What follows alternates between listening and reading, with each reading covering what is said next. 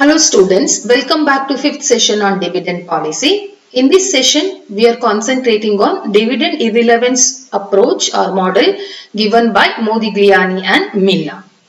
So let me see what they said.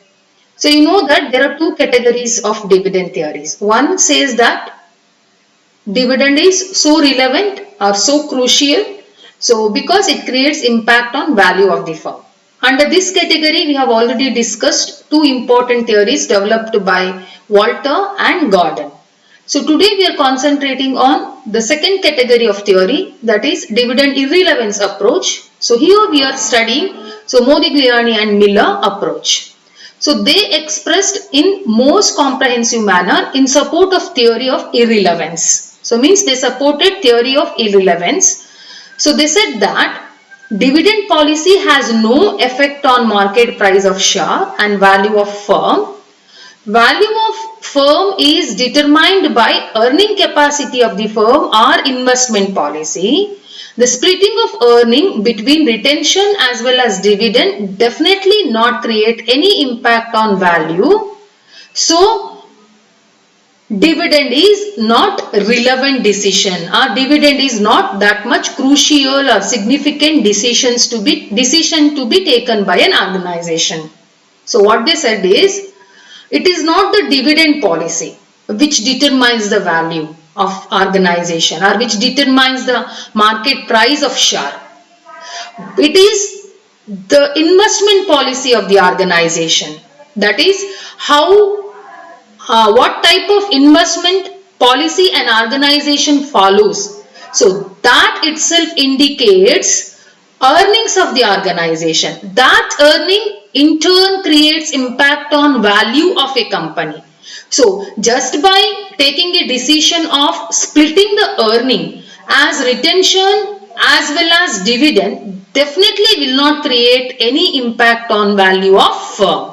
So this is what Modigliani and Miller said in their dividend irrelevance model.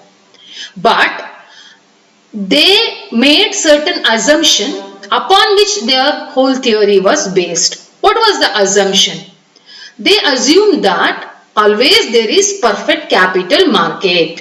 What is perfect capital market? So that market, where anyone can freely enter and exit, where there is no transaction cost, where there is no flotation cost, where information is freely available to all, and no single investor can influence market value. Such type of market is known as perfect capital market. So they assume that market where shareholder purchase and sell the share is perfect capital market. The second assumption, investors behave rationally in the sense, before taking any decision, they will analyze the impact of such decision. Means cause and effect relationship they will understand, then only they will take the decision. Means each and every decisions of investors are analyzed taking into consideration the impact of such decision. So they never behave emotionally, they always behave rationally. So this is what the second assumption. The next one is in perfect capital market where shareholders are dealing with share, information about all company or all company shares are freely available to all investor irrespective of size of their investment. Without any cost they can get information about the company or about the shares which are dealt in market. The next assumption is there is no flotation cost. Means if you want to purchase share or sell shares, so definitely you need not pay any transaction cost or flotation cost for that. The next one is no investor has got power to create impact on market price. Assume that you are a big investor. By holding large number of shares, you cannot influence. That is what they said. So no big individual investor have got such power to influence the market price. So market price is not influenced by investor. And the next one is, there is no tax rate and there is no difference in the tax rate applicable to dividend and capital gain. So they said that either there is no tax rate, or even if there is a tax, what tax need to be payable on dividend is as equal as what tax need to be payable on capital gain. What is capital gain? So by selling the shares, what you will get. For example, you purchased shares at 100 rupees. You sold it at 120. 20 rupees is capital gain on which you need to pay tax. So if you hold the share, you will get the dividend. What is the tax on dividend? Which is as equal as, if you sell the share, there is a possibility of you earning gain, that is capital gain. So on that also you need not pay tax. Even if you pay, so the tax rate is equal. That is what they assumed. The next one is, the investment policy of the firm is rigid. In the sense, once investment policy is decided, it is fixed forever. The next one is, there is no risk or uncertainty with regard to future of the firm. So these are all assumptions upon which MM model or MM hypothesis is based. ಮಕ್ಕಳೇ, ನಾವು ಇದುವರೆಗೆ 3-4 session ಅಲ್ಲಿ ಏನ್ ಕಲ್ತ್ವಿ? Dividend policy ಅಂದ್ರೆ ಏನು, dividend ಅಂದ್ರೆ ಏನು ಅಂತ ಕಲ್ತ್ಕೊಂಡು ಡಿವಿಡೆಂಡ್ ಪಾಲಿಸಿ ಬಗ್ಗೆ ಕಲ್ತ್ಕೊಂಡ್ವಿ. ಡಿವಿಡೆಂಡ್ ಪಾಲಿಸಿ ಅಂತ ಬಂದಾಗ ಅಲ್ಲಿ 2 ಕ್ಯಾಟಗರೀಸ್ ಆಫ್ ಡಿವಿಡೆಂಡ್ ಪಾಲಿಸಿ ಬರ್ತದೆ ಅಂತ ನಮ್ಗೆ ಗೊತ್ತಾಯ್ತು. ಒಂದು ಡಿವಿಡೆಂಡ್ ರಿಲೆವೆನ್ಸ್, ಇನ್ನೊಂದು dividend irrelevance. Dividend relevance model ನಲ್ಲಿ ನಾವು 2 ಇಂಪಾರ್ಟೆಂಟ್ ಮಾಡೆಲ್ಸ್ ಅನ್ನ ಕಲ್ತ್ವಿ. ಅದು ವಾಲ್ಟರ್ ಮಾಡೆಲ್ ಮತ್ತೆ ಗಾರ್ಡನ್ ಮಾಡೆಲ್. ಆ 2 ಮಾಡೆಲ್ ಅಲ್ಲಿ ನಾವೇನ್ ಕಲ್ತ್ಕೊಂಡ್ವಿ ಅಂದ್ರೆ, ಸೊ ಡಿವಿಡೆಂಡ್ ಡಿಸಿಷನ್ ತಗೊಳ್ತಾರಲ್ಲ ಮ್ಯಾನೇಜರ್, ಫಿನಾನ್ಷಿಯಲ್ ಮ್ಯಾನೇಜರ್, ಅದು ತುಂಬಾ ಇಂಪಾರ್ಟೆಂಟ್ ಡಿಸಿಷನ್. ಅದನ್ನ ತಗೊಳ್ಳುವಾಗ ಅವರು ಬಹಳ ಕೇರ್ಫುಲಿ ತಗೊಳ್ಬೇಕು, ಯಾಕಂದ್ರೆ ಅದಕ್ಕೆ ತುಂಬಾ ಫ್ಯಾಕ್ಟರ್ ಇನ್ಫ್ಲೂಯೆನ್ಸ್ ಮಾಡ್ತದೆ. ಅದಲ್ಲದೆ ಹಾಗೆ ತಗೊಂಡ ಡಿವಿಡೆಂಡ್ ಡಿಸಿಷನ್ ಫರ್ಮಿನ ಮಾರ್ಕೆಟ್ ವ್ಯಾಲ್ಯೂ, ಅಂದ್ರೆ ಶೇರಿನ ಮಾರ್ಕೆಟ್ ವ್ಯಾಲ್ಯೂ ಮೇಲೆ ಇನ್ಫ್ಲೂಯೆನ್ಸ್ ಮಾಡ್ತದೆ. ಸೊ ಹಾಗಾಗಿ dividend decision is relevant decision ಅಂತ ಹೇಳಿ ಅವರಿಬ್ರು ಸಹ, ಮೋದಿಗ್ಲೆ ಯಾರು ಗಾರ್ಡನ್ ಅಂಡ್ ವಾಲ್ಟಾ ಇಬ್ರು ಕೂಡ ತಮ್ಮ ಮಾಡೆಲ್ ಅನ್ನ ಡೆವಲಪ್ ಮಾಡಿದ್ರು. ಸೊ ಪ್ರಾಕ್ಟಿಕಲಿ ಕೂಡ ನಾವು ಅದನ್ನ ಪ್ರೂವ್ ಮಾಡಿದ್ವಿ. ಹೇಗೆ ಅವರ ಫಾರ್ಮುಲಾವನ್ನ ಅಪ್ಲೈ ಮಾಡ್ಬಿಟ್ಟು ನಾವು ಪ್ರಾಕ್ಟಿಕಲಿ ಕೂಡ ಎಸ್ ಡಿವಿಡೆಂಡ್ ಇಸ್ ರಿಲೆವೆನ್ಸ್ ಅಂತ ಪ್ರೂವ್ ಮಾಡಿದ್ವಿ. 2ನೇ ಕ್ಯಾಟಗರೀಸ್ ಆಫ್ ಡಿವಿಡೆಂಡ್ ಥಿಯರಿ ಅಂತ ಹೇಳಿದ್ರೆ, ಕ್ಯಾಟಗರಿ ಆಫ್ ಡಿವಿಡೆಂಡ್ ಥಿಯರಿ ಅಂತ ಹೇಳಿದ್ರೆ ಯಾವುದು? ಈ ಡಿವಿಡೆಂಡ್ ಇರ್ರಿಲೆವೆನ್ಸ್ ಮಾಡೆಲ್. ಇಲ್ಲಿ ಏನು, ಯಾರೆಲ್ಲ ಈ ಮಾಡೆಲ್ ಅನ್ನ ಡೆವಲಪ್ ಮಾಡಿದ್ದಾರೆ ಅಥವಾ ಸಪೋರ್ಟ್ ಮಾಡಿದ್ದಾರೆ, ಸೊ ಅವರೆಲ್ಲ ಏನ್ ಅಸಂಪ್ಷನ್ ಮಾಡಿದ್ದಾರೆ ಅಂದ್ರೆ, ಡಿವಿಡೆಂಡ್ ಅನ್ನುವಂಥದ್ದು ಇಂಪಾರ್ಟೆಂಟ್ ಡಿಸಿಷನ್ಸೇ ಅಲ್ಲ, ಅದು ಅಲ್ಲದೆ ಡಿವಿಡೆಂಡ್ ಡಿಸಿಷನ್ ಅನ್ನುವಂಥದ್ದು ಮಾರ್ಕೆಟ್ ವ್ಯಾಲ್ಯೂ ಆಫ್ ಶೇರ್ ಮೇಲೆ ಯಾವುದೇ ಎಫೆಕ್ಟ್ ಮಾಡೋದಿಲ್ಲ. ಸೊ ಯಾಕೆ ಅಂತ ಹೇಳಿದ್ರೆ, ಅದು ಆರ್ಗನೈಸೇಷನ್ ಹೇಗೆ ಇನ್ವೆಸ್ಟ್ ಮಾಡುತ್ತೆ ತನ್ನಲ್ಲಿರುವ ಹಣವನ್ನ, ತಾನು ಹೊರಗಡೆ ತಂದ ಹಣವನ್ನ ಹೇಗೆ ಇನ್ವೆಸ್ಟ್ ಮಾಡುತ್ತೆ ಅನ್ನೋದು ತುಂಬಾ ಇಂಪಾರ್ಟೆಂಟ್. ಯಾಕಂದ್ರೆ ಆರ್ಗನೈಸೇಷನ್ಗೆ ಅರ್ನಿಂಗ್ ಬರುವಂತದ್ದೇ ಇನ್ವೆಸ್ಟ್ಮೆಂಟ್ ಅಲ್ಲಿ. ಒಳ್ಳೆ ಇನ್ವೆಸ್ಟ್ಮೆಂಟ್ ಪಾಲಿಸಿ ಆರ್ಗನೈಸೇಷನ್ ಹತ್ರ ಇದ್ರೆ ಅರ್ನಿಂಗ್ ಜಾಸ್ತಿ ಆಗುತ್ತೆ. ಆ ಅರ್ನಿಂಗ್ ಜಾಸ್ತಿ ಆದಷ್ಟು ಮಾರ್ಕೆಟ್ ವ್ಯಾಲ್ಯೂ ಕೂಡ ಜಾಸ್ತಿ ಆಗ್ತದೆ. ಹಾಗಾಗಿ ಇನ್ವೆಸ್ಟ್ಮೆಂಟ್ ಪಾಲಿಸಿ ಆರ್ಗನೈಸೇಷನ್ ನ ವ್ಯಾಲ್ಯೂ ಅಥವಾ ಶೇರ್ ಅನ್ನ, ಮಾರ್ಕೆಟ್ ವ್ಯಾಲ್ಯೂ ಆಫ್ ಶೇರ್ ಅನ್ನ ಡಿಟರ್ಮೈನ್ ಮಾಡ್ತದೆ ವಿನಃ ಡಿವಿಡೆಂಡ್ ಡಿಸಿಷನ್ ಅನ್ನುವಂಥದ್ದು ಡಿಟರ್ಮೈನ್ ಮಾಡೋದಿಲ್ಲ. ಡಿವಿಡೆಂಡ್ ಡಿಸಿಷನ್ ಅಂದ್ರೆ just taking decision of how much to distribute, how much to retain.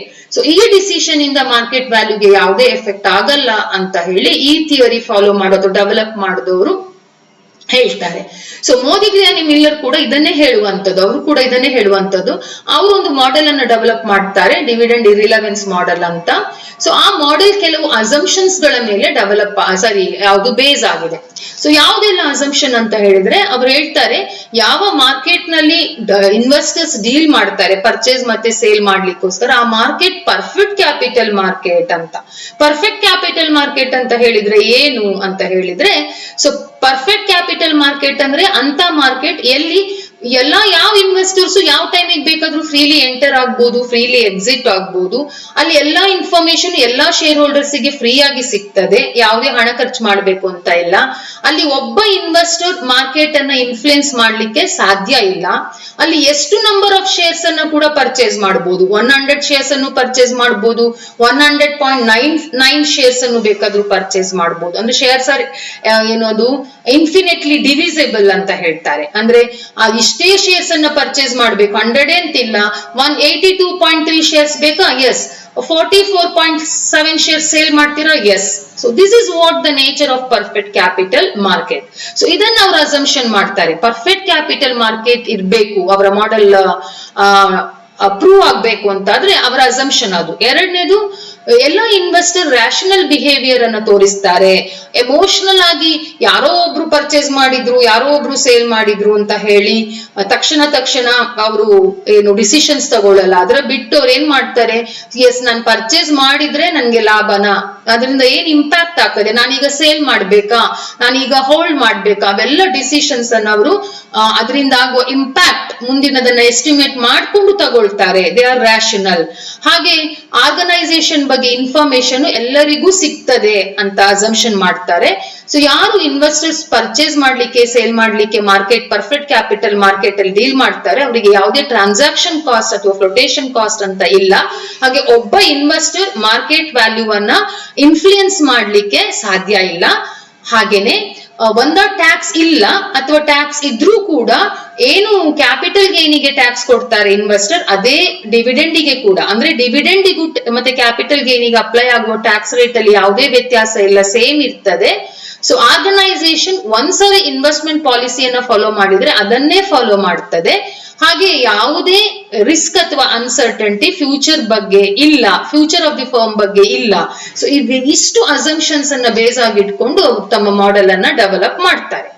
So ಈಗ ನಾವು ವಾಲ್ಟರ್ ಮಾಡೆಲ್ ನೋಡಿದ್ವಿ, ಗಾರ್ಡನ್ ಮಾಡೆಲ್ ನೋಡಿದ್ವಿ, ಅಲ್ಲೂ ಕೂಡ ಕೆಲವು ಅಸಂಪ್ಷನ್ಸ್ ಮೇಲೆ ಅವರ ಥಿಯರಿ ಡೆವಲಪ್ ಆಗಿರೋದು. ಆದ್ರೆ ಅಲ್ಲೆಲ್ಲೂ ಕೂಡ ಅವರು they have come out with a new formula to prove their theory.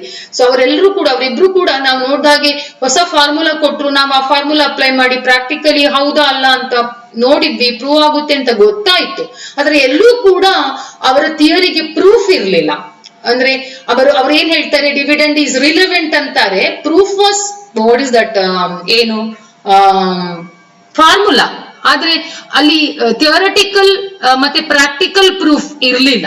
So ಇಲ್ಲಿ ನಮ್ಗೆ ಮೋದಿಗ್ಲಿಯಾನಿ ಮಿಲ್ಲರ್ ಅವರ ಅಪ್ರೋಚ್ ಅಂದ್ರೆ ಅವ್ರು ಏನ್ ಹೇಳ್ತಾರೆ, ಡಿವಿಡೆಂಡ್ ಇಸ್ ಇರಿಲೆವೆಂಟ್ ಅಂತ ಹೇಳ್ತಾರಲ್ವಾ. ಸೊ ಅದಕ್ಕೆ ಅವರು ಪ್ರೂಫ್ ಕೊಡ್ತಾರೆ. ಏನ್ ಪ್ರೂಫ್ ಕೊಡ್ತಾರೆ ಅಂತ ಸೊ ನಾವೀಗ ಕಲಿಲಿಕ್ಕಿದ್ದೇವೆ. That is argument of MM. The argument given by MM in support of their hypothesis is that whatever increase in the value of firm result from payment of dividend will be exactly offset by decline in the market price of share because of external financing, and there will be no change in the total wealth of shareholder.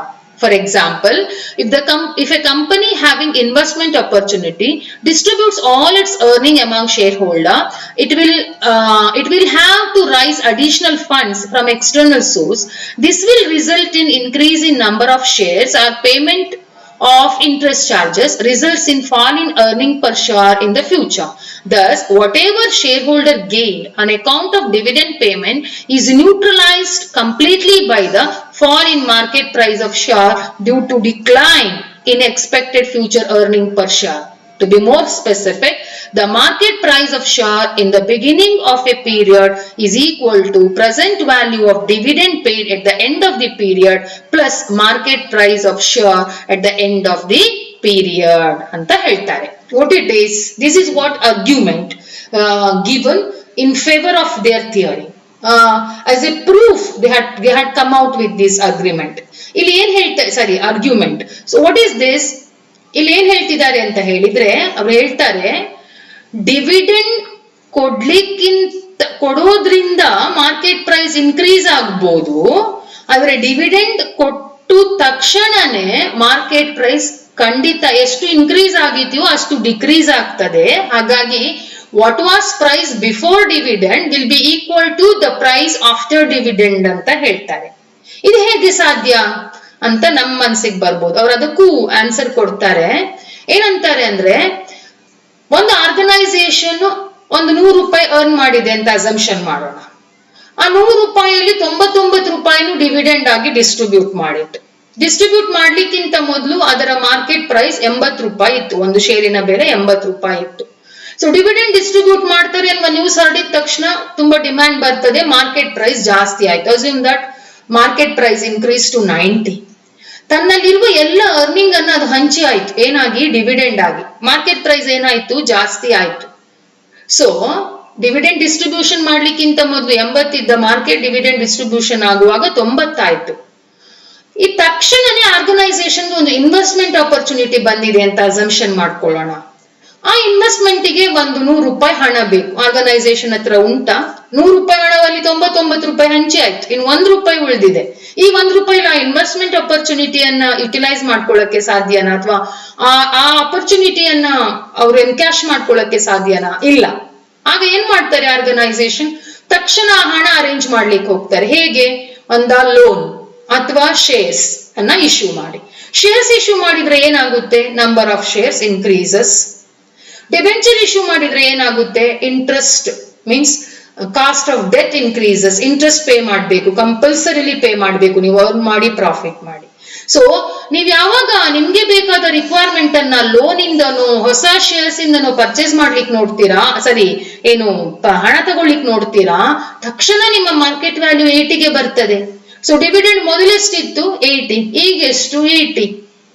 ಅಂದ್ರೆ dividend ಅಲ್ಲ, market price ಮೊದಲು 80, ಈಗ ಕೂಡ 8. Dividend distribute ಮಾಡಿದಾಗ 90 ಆಯ್ತು, ತಕ್ಷಣ ಕಡಿಮೆ ಆಯ್ತು. ಯಾಕೆ ಕಡಿಮೆ ಆಯ್ತು? ನಿಮ್ಗೆ ಬೇಕಾದ ಹಣ ನಿಮ್ಮ ಹತ್ರ ಇಲ್ಲ, ಮಾರ್ಕೆಟಿಗೆ ಅದು ಇನ್ಫಾರ್ಮೇಶನ್ ಹೋಯ್ತು. ಏನು? ಆರ್ಗನೈಸೇಷನ್ ಲೋನ್ ತಗೊಳ್ತಾ ಇದೆ. ಸೊ ಯಾವ ಆರ್ಗನೈಸೇಷನ್ ಲೋನ್ ತಗೊಳ್ತದೆ ಅಂತ ಗೊತ್ತಾಗ್ತದೆ. So definitely less investor will start shifting to some other company, because they can freely come, they can freely exit from the market and no transaction cost. So ಇಷ್ಟೆಲ್ಲ ಇರುವಾಗ ಏನು ನಿಮ್ಮ market value ಮೊದಲಿತ್ತು dividend distribute, ಆ ನಂತರ ಕೂಡ ಅಷ್ಟೇ ಆಗ್ತದೆ. ಅಂದ್ರೆ the gain you will earn because of giving this dividend or distributing earning as dividend will be offset by increase in what? Increase in interest or increase in number of shares. So the gain will get offset by increase in interest or increase in number of shares. So what was the market value before will be as equal as what is the market value after distribution of dividend. Then how can you say that dividend influenced market price? This is what the argument they put forward to support their theory. So idanne avaru ತಮ್ಮ argument ಆಗಿ ಥಿಯರಿಯಲ್ಲಿ ಹೇಳ್ತಾರೆ. So ಅರ್ಥ ಆಯ್ತಾ? So ಅವ್ರ theory ಏನ್ ಹೇಳ್ತಾರೆ ಅನ್ನೋದಕ್ಕೆ assumptions ಕೂಡ ಮಾಡಿದ್ದಾರೆ, ಹಾಗೆ ಪ್ರೂಫ್ ಕೂಡ ಕೊಟ್ಟಿದ್ದಾರೆ. ಅವರು ಪ್ರೂಫ್ ಏನದು ಪ್ರೂಫ್ ಅಂತ ಹೇಳಿದ್ರೆ, what was the price before dividend distribution will be as equal as after the distribution of dividend, because what gain organization will get because of distributing dividend will get nullified by decrease in market price due to increase in interest or increase in number of shares. So this is what the argument put forward by Modigliani and Miller as a proof for their theory or approach. So they said that at the end, the market price of share in the beginning of a period, that is P0, is equal to present value of dividend paid D1 divided by 1 plus KE at the end of the period plus market price, that is P1, at the end of the period. So they had come out with a formula to say that P0, that is market price at the beginning, is equal to present value of dividend D1 plus price at present, that is P1, divided by 1 plus KE. So this is how to arrive at price at the beginning of the period. So they even had come out with different formulas to prove their theory practically, so that we will see particularly in next class. Thank you. Take care.